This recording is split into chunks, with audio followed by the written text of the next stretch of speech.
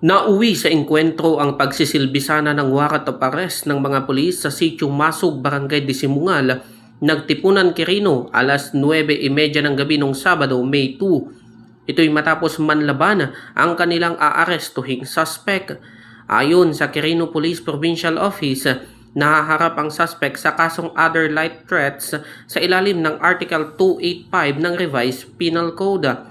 Habang papalapit ang mga pulis sa bahay ng suspect, agad silang pinaputukan ng suspect gamit ang improvised shotgun. Dahil dito, tinamaan ang 36 anyos na si Patrolman Jimboy Erang na miyembro ng 2nd Quirino Provincial Mobile Force Company. Gumanti naman ng putok ang mga pulis.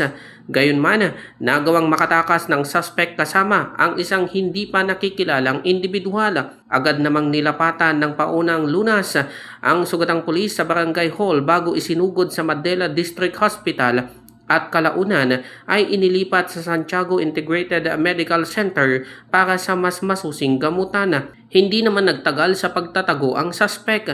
Sa isinagawang hot pursuit operation, naaresto rin ito sa ikalawang bahay nito bandang alas 6:30 ng umaga noong Linggo, Mayo 3 sa Sitio Sangbay, Barangay Disimungal, Nagtipunan, Quirino.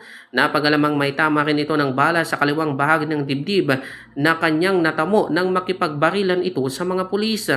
Sa kasalukuyan, kapwa nagpapagaling sa ospital ang pulis at ang suspect habang inihahanda ng mga otoridad ang karagdagang kaso laban sa akusado. Patuloy naman ang investigasyon ng mga pulis sa insidente.